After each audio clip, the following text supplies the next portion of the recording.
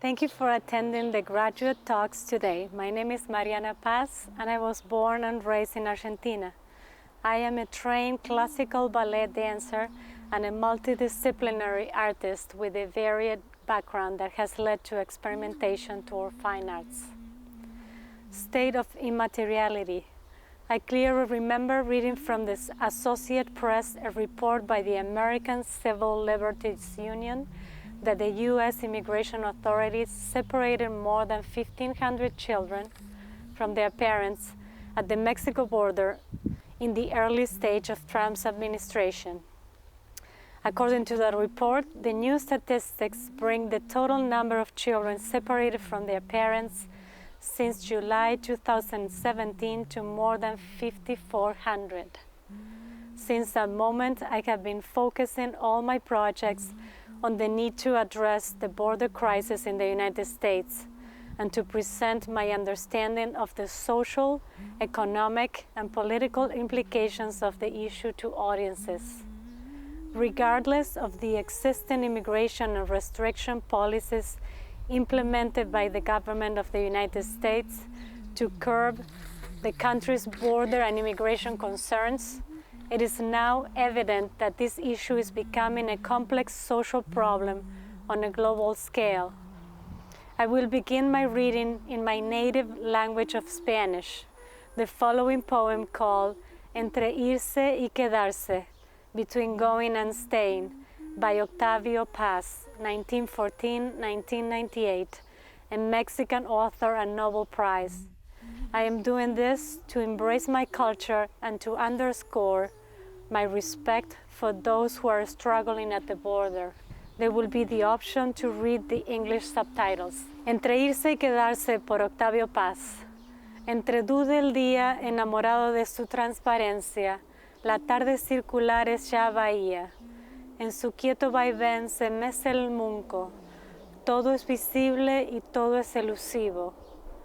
Todo está cerca y todo es intocable. Los papeles, el libro, el vaso, el lápiz, reposan a la sombra de sus nombres. Latir del tiempo que en mi sien repite, la misma terca sílaba de sangre. La luz hace del muro indiferente un espectral teatro de reflejos. En el centro de un ojo me descubro. No me mira, me miro en su mirada. Se disipa al instante, sin moverme. Yo me quedo y me voy. Soy una pausa. Although I speak English on a daily basis, I sometimes dream in my native language, Spanish. For a slight moment, I speak and hold conversations fluently in my native tongue. I then wake up and I am ripped back into the present. The sun rises and I'm left confused and trying to piece together sentences. One moment I'm telling someone, que Dios te bendiga, and in the next I'm saying, God bless you. I do not notice how much of my vocabulary has slipped away until I'm suddenly forced to speak in only my native language. But once I notice that it's gone, a sense of loss weighs on me heavily. It's not that I forget Spanish. What's happening is that it has been buried and I have to dig it up again, and that takes quite a bit of energy. As one might imagine, this causes me to experience a sense of both cultural and geographic dislocation, a theme that is central to my artistic practice and a thesis project. The living conditions of the detainees predispose them to disease, health complications, and emotional damage with particularly harsh consequences for children. As a performance artist, I believe that live art is especially effective for enhancing awareness among audiences by communicating in a different manner the physical, emotional, and psychological suffering of others. During my third semester in Leslie MFA program, I applied for a volunteer position as a Spanish interpreter for a non-profit organization called Raíces, Refugee and Immigration Center for education and legal services in San Antonio, Texas. And I left Boston on October 13, 2019. Upon arriving in Texas, I worked with families that were released from detention centers in Mexico and sent to San Antonio, where they were welcomed by Raíces and other charitable nonprofit organizations. The encounters with refugees filled my mind with moments of touching honesty and heartfelt emotions, which prompted me to use a combination of different media, such as live performance, video performance, and painting. I wanted to respectfully and accurately express what immigrants I experienced and to document the conditions that they have encountered in the search for a better life. I created an aerial performance based on the issues of immigrations and frontiers. Together with my previous trainer, Keegan Coppola, we performed a two-person aerial piece called Transcendence, in which we were suspended above the ground on a metal cube. Transcendence is a term that suggests moving beyond or escaping from physical and or spiritual boundaries. The idea of being elevated above the ground without boundaries or borders as an expression of surpassing existential barriers gave rise to using my body in a manner that is fundamentally different from traditional dance and choreography. The point of disequilibrium could be crossed at any moment, representing the precariousness of the asylum seeker's predicament. Portraying awareness of one another and a quest or a struggle for a point of stability above the ground became the theme of our collaborative performance. It is a symbol of ascension from the plate on the ground. Similarly, in my live performance called Immateriality, which was first presented at Lesley University, I employed an audio recording of a member of Raíces discussing statistics and conditions relating to the border crisis. I brought emergency blankets in a box that I placed on the floor at the university lobby, and without further instruction to my peers and faculty members gathered there, I left the building wearing summer clothes in mid-January. The same clothes I wore while closing the US-Mexican border in 2019. I stood outside barefoot in the cold winter, silent, still, emotionless, and hoping to be nurtured and comforted by the audience, just as refugees hope to be nurtured and comforted by citizens in this country. I have titled my final project Dislocation, which is a disruption of an established order. I used information about the border crisis to create a more choreographed aerial performance piece. I envisioned an innovative, ambitious, and complex piece. Above all, however, I wanted to emphasize ethereal, ephemeral, and intangible qualities, anything short-lived and transitory. This time I work with another performer, my current trainer, Paul Jackson, to experiment with movement and balance in a suspended hoop called a lyra.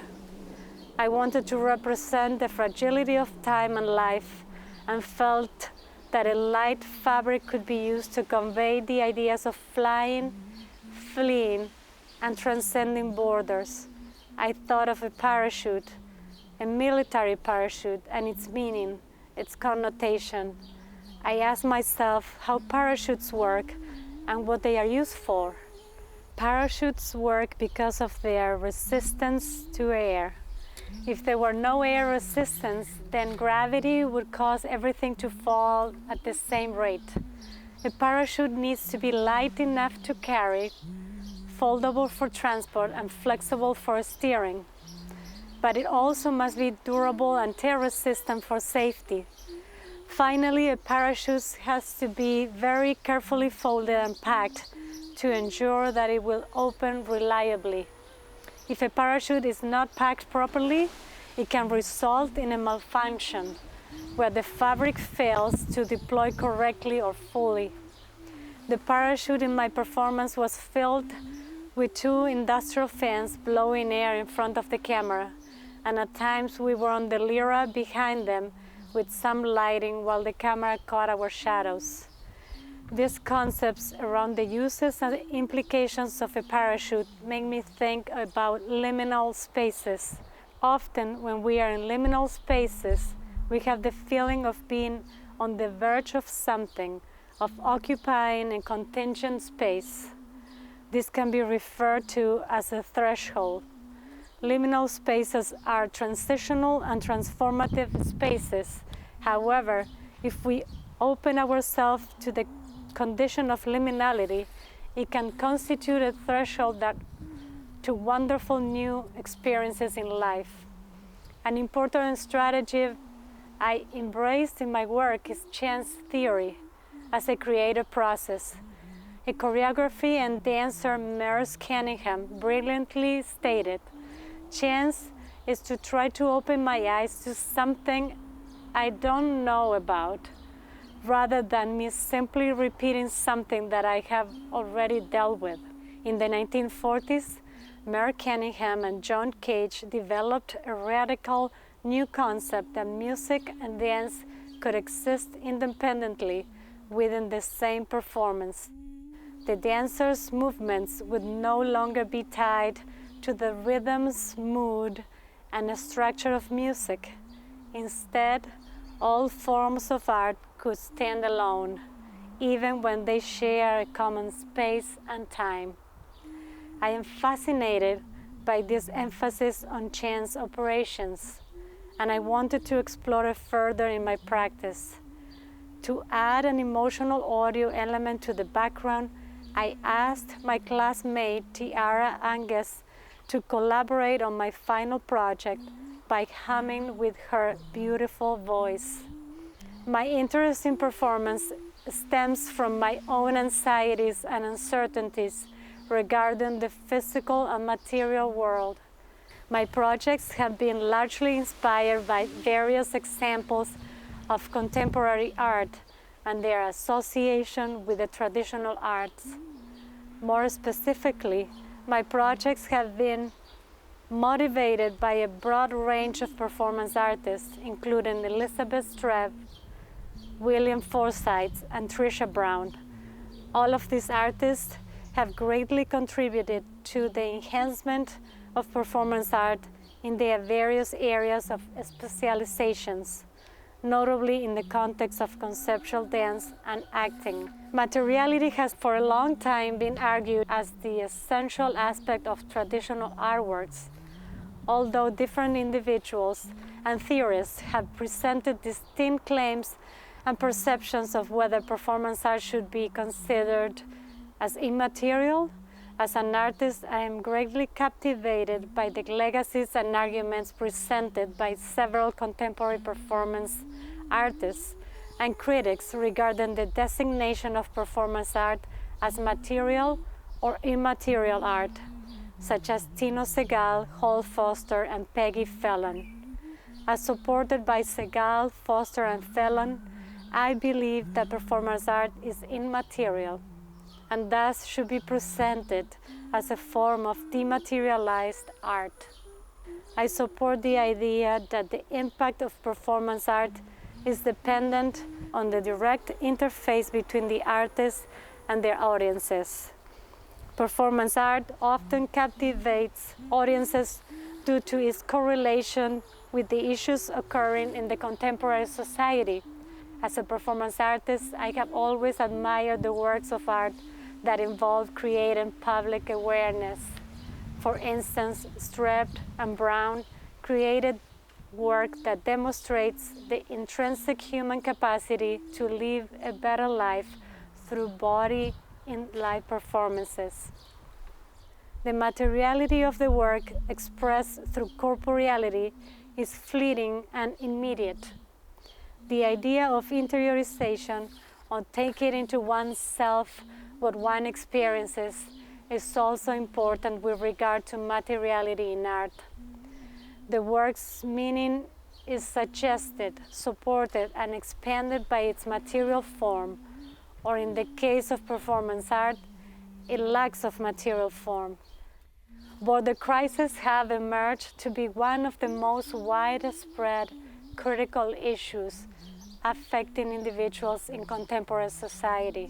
In order to address this crisis, I applied various mediums of modern and contemporary art, all centered around performance, in an effort to enlighten the public about this ever-worsening dilemma. Thank you.